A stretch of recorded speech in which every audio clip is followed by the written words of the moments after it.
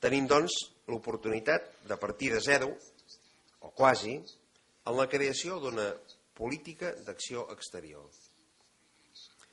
Cal fer-ho amb visió estratègica i de país, però també amb voluntat de dotar de personalitat política l'acció exterior catalana per tal de convertir Catalunya en un actor tan rellevant com sigui possible dins l'àmbit internacional. Especialment, els fluxos migratoris interoceànics continuen succeint com en d'altres èpoques de la història, fins i tot en menors grups.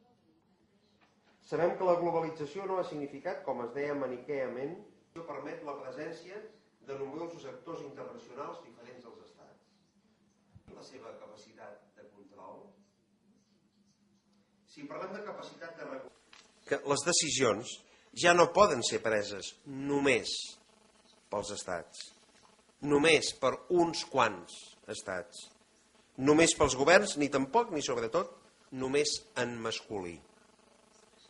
No es tracta, doncs, de prescindir de les institucions internacionals, sinó de transformar-les per millorar-les. Per això, modestament, des del Govern de Catalunya, fem esforços per coordinar-nos, per obtenir millors resultats i per això és cabdal l'actuació de les organitzacions multilaterals.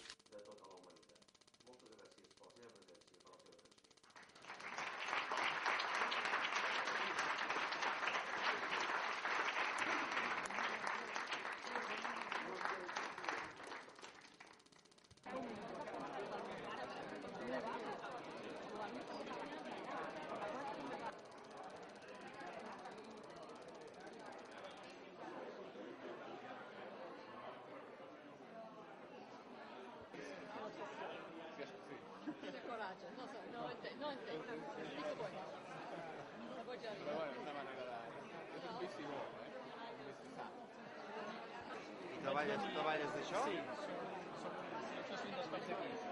Tenim una beca a la Caixa, fa 10 anys.